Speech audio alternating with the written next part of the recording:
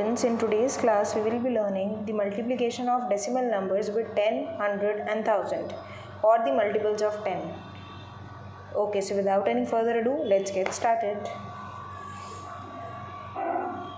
So suppose if I take a normal number and multiply it with 10, then we know that whenever we have to multiply a number with 10, 100 or 1000, then whatever zeros we are having, we add it in the number. So answer is 340. Similarly, if I take a number and multiply it with 100, suppose I have taken 45 multiplied by 100, then I will get 4500, which is 4500. Again easy. So this was the normal multiplication. But now if I talk about a decimal number, then what we have to keep in mind is, suppose if I take 45.25 and multiply it with 10, then whenever we are multiplying, we always move the decimal to the right side. This is the one point which you have to keep in mind.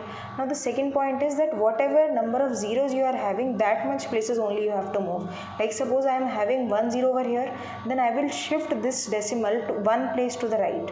That means now my answer would be 452.5. Was it easy or not? Why we have shifted the decimal to one place to the right? Why? Because there was only 1 0 which we have to multiply. So I told you that whenever we are multiplying, then we always move to the right hand side. So we'll shift this decimal to one place to the right.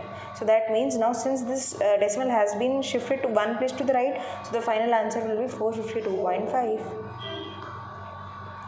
I think so it was easy. Okay, so let me take another examples now. Suppose if I take 50.123 and multiply it with 100 now. So now we are having two zeros. So that means we have to move two places to the right. Okay, so 1 and 2. So now my decimal will come over here. That means it has shifted over here. So the final answer will be 5012.3.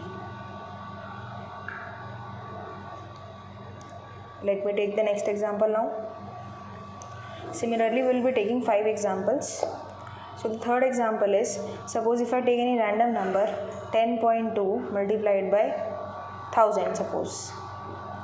So now there are 3 zeros, that means my decimal will move 3 places to the right. Okay, so now moving 3 places to the right basically means that I am having the decimal number this. Now I have to move 3 places to the right. That means 1, 2 and 3. But I am not having anything over here, this place and this place. So what I will do is I will write 0 and 0 to complete it.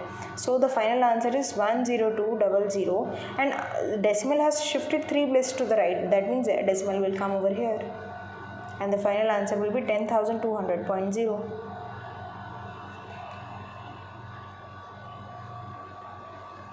Okay, let me take another example now. Suppose I am having a number 14.546 and I have to multiply it with 10 now.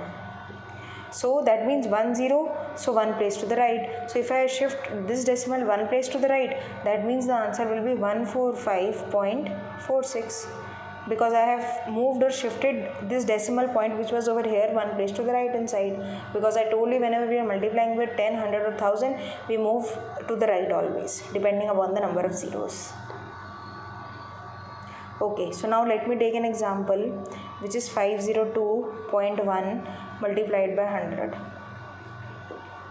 Okay, so now again there are 2 zeros, that means I have to shift 2 places to the right. So what I will do is I am writing this number in rough and then moving 2 places to the right. So 1 and 2. But I am not having any number over here, so I will write 0 and then 0.0 to complete it. Why? Because this decimal has moved 2 places to the right.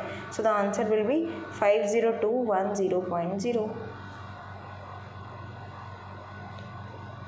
So the last example now. Suppose I take 75.25 multiplied by 100. Okay, so now 2 places to the right means 1 and 2. So decimal point will come after 25. Sorry, so it will come after 25. So 7525.0 will be the answer. Why? Because we are multiplying with the 100. That means decimal will move 2 places to the right. So I hope everything is clear. And was it easy or not? So if you want me to bring more such kind of videos, then do like, share, comment and subscribe to my YouTube channel. And goodbye.